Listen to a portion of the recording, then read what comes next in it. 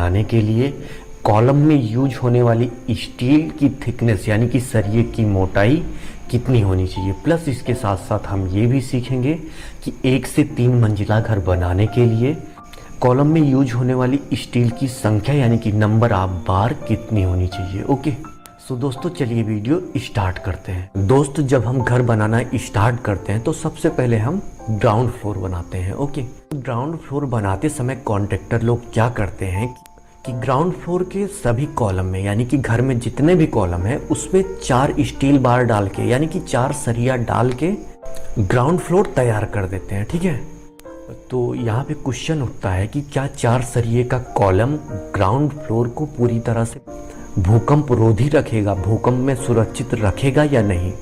तो दोस्तों इसका आंसर है जी हाँ।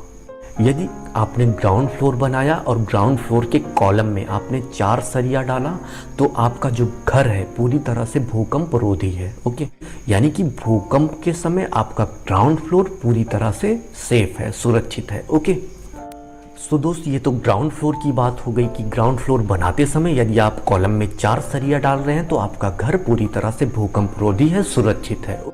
यहाँ तक तो बात क्लियर हो गई। अब दोस्तों क्या हुआ कि इन फ्यूचर इसी घर को आपको किसी कारणवश सेकंड फ्लोर बनाना पड़ा, फिर थर्ड फ्लोर बनाना पड़ा। ठीक है, आपने सेकंड फ्लोर बना लिया, थर्ड फ्लोर बना लिया। सो दोस्तों यहाँ पे क्वेश्चन उठता है कि जिस समय आपने ग्राउंड फ्लोर बनाया था तो कॉलम में 4 सरिया डाला था तो उस समय आपका घर पूरी तरह से भूकंप रोधी था। लेकिन अभी आपने क्या किया कि सेकंड फ्लोर बनाया और थर्ड फ्लोर बना लिया, तो क्या इस समय भी आपका घर पूरी तरह से भूकंप रोधी है, भूकंप सुरक्षित है या नहीं। सो दोस्तों यहाँ पे आंसर है नहीं। बट दोस्तों क्यों?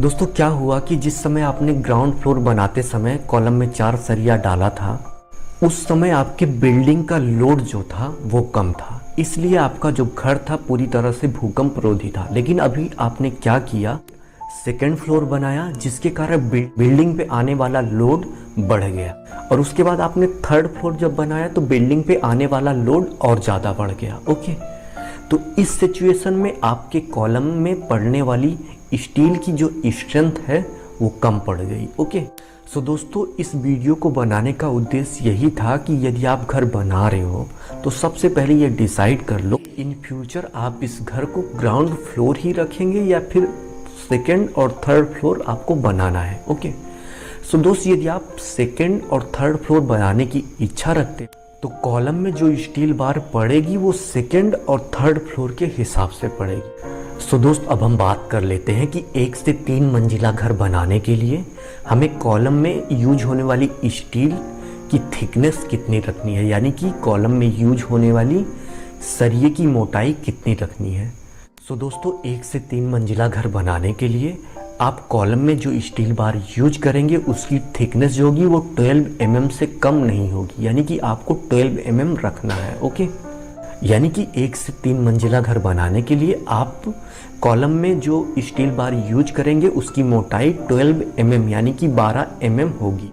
अब बात कर लेते हैं कि 1 से 3 मंजिला घर बनाने के लिए आप कॉलम में जो स्टील यूज करेंगे उसकी संख्या कितनी होगी। तो 1 से 3 मंजिला घर बनाने के लिए आप कॉलम में जो स्टील बार यूज करेंगे उनकी संख्या 6 होगी। ओके, सो दोस्तों यदि आपको 1 से 3 मंजिला घर बनाना है तो आप कॉलम में स्टील बार यूज करेंगे उनकी संख्या 6 रखेंगे, यानी कि 6 रखेंगे। ओके, 6 से कम आप किसी भी सिचुएशन में नहीं रखें। सो दोस्तों उम्मीद है आपको आज का टॉपिक पसंद आया होगा। यदि आपको आज का टॉपिक पसंद